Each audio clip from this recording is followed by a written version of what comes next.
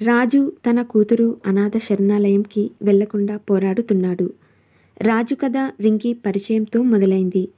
రాజు, రింకీ సొంత ఊరుకు దూరంగా ఉంటూ హైదరాబాద్లో ఉద్యోగం చేస్తున్నారు.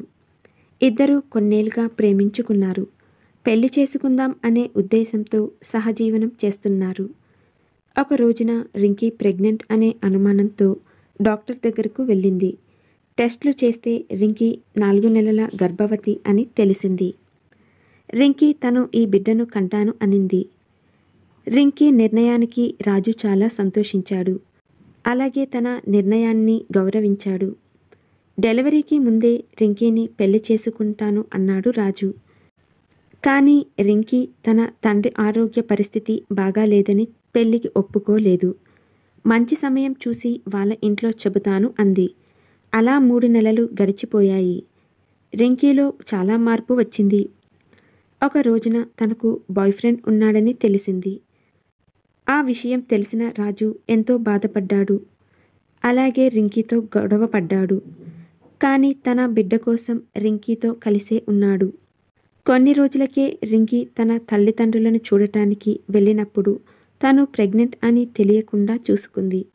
హైదరాబాద్లో ఉద్యోగం చేస్తూ 1-2 నెలలకు ఒకసారి రింకీ తన తల్లిదండ్రులను చూడటానికి ఊరు వెళ్ళి వస్తుంది. నెలలు నిండిన తరువాత రింకీ, రాజులకు పాప పుట్టింది. పాప పుట్టిన తరువాత అన్నీ మర్చిపోయి కొత్త జీవితాన్ని ప్రారంభించారు రింకీ, రాజు. హైదరాబాద్ వదిలి సొంత ఊరుకు దగ్గరగా ఉండే ప్రాంతంలో నివాసం ఉంటున్నారు. అలా దాదాపుగా ఇద్దరు 2 సంవత్సరాలు పాపతో కలిసే ఉన్నారు. రింకీకి ఇంట్లో పెళ్లి సంబంధాలు చూస్తున్నారు. వచ్చే ప్రతి పెళ్లి సంబంధాలను ఇష్టపడేది కాదు రింకీ.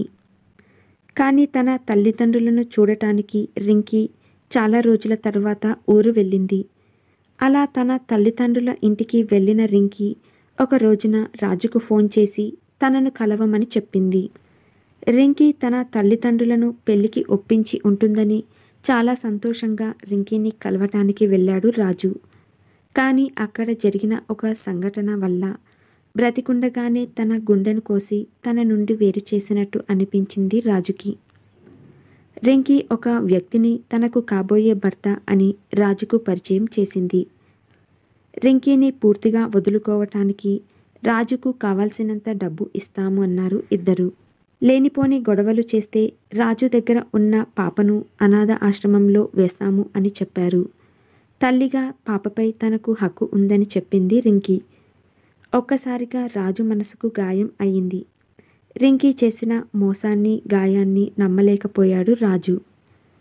కోపంతో ఉన్న రాజు బరువెక్కిన హృదయంతో ఇంటికి వచ్చి పాపను తీసుకుని నేరుగా రింకీ తల్లిదండ్రుల ఇంటికి వెళ్ళాడు. ఇన్నాళ్ళుగా తన భుజంపై మోస్తున్న నిజాన్ని రింకీ తల్లిదండ్రులకు చెప్పాడు రాజు. ఒక్కసారిగా రింకీ తండ్రి షాక్ అయ్యాడు. కొంచెం తేరుకున్న తరువాత తన కూతురు మాట్లాడిన విషయంలో తప్పు లేదన్నాడు. పెళ్లి అవ్వకుండా పుట్టిన పాపకు సమాజంలో విలువ ఉండదని, తనకు బ్రతికి హక్కు లేదని అన్నారు. రింకీ ప్రెగ్నెంట్ అని తెలిసినప్పుడే రాజు తనని వదిలేసి ఉంటే ఇన్ని సమస్యలు వచ్చేవి కాదని అన్నారు. రాజు, పాప ఇద్దరూ రింకీ జీవితం నుండి పూర్తిగా తప్పుకోవాలని అన్నారు. తమ పరువు, కూతురు పరువు పోకూడదని అనుకున్నారు రింకీ తల్లిదండ్రులు. మానవత్వం లేని మనుషులతో మాట్లాడడం వలన ప్రయోజనం లేదనుకున్నాడు రాజు. కానీ రాజు మాత్రం తన కూతురిని అనాథ శరణాలయంలో వేయటానికి ఇష్టపడలేదు. తల్లి, తండ్రి తానై పెంచాలి అనుకున్నాడు రాజు. ఒక 2 రోజుల తరువాత రింకీ తల్లిదండ్రులు రింకీ, రాజుల పెళ్లి చేయాలని రాజు తల్లిదండ్రులను ఎన్నోసార్లు కలిశారు.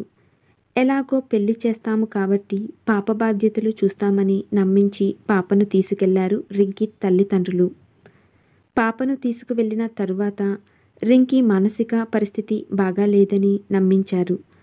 ఒకవేళ రాజు ఇంటికి వచ్చినా, ఫోన్లో రింకీతో, పాపతో మాట్లాడినా పాపకు హాని చేస్తామని, అనాథాశ్రమంలో వేస్తామని లేదా చంపేస్తామంటూ ఎన్నో రకాలుగా బెదిరించారు.